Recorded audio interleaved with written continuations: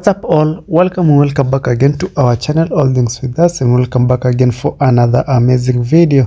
So in today's video I'm just going to be showing you how to make this modern TV stand, and I hope you will enjoy the video. If this is your first time clicking on our video, feel much welcome in our channel. Feel free to subscribe to our channel, hit the notification bell so that you always get notified whenever we upload new videos like this and more.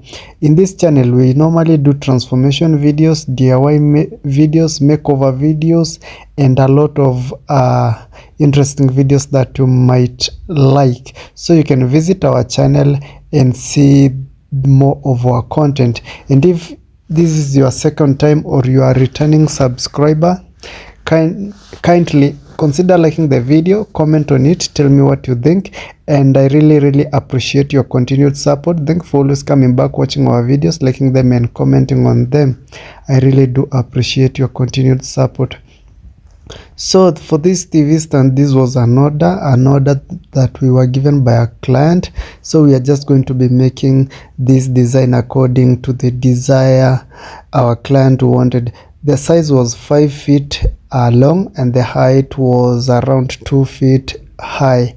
Yeah, and it had some designs, some decorations. So make sure to watch the video till the end so that you can fully understand all the steps and all the materials that I've used during the process.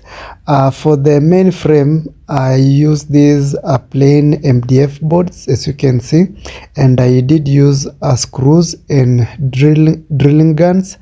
And also there is a point that I used a wood glue.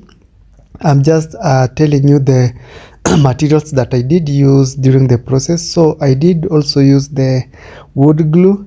I also used a gold strip for the decoration.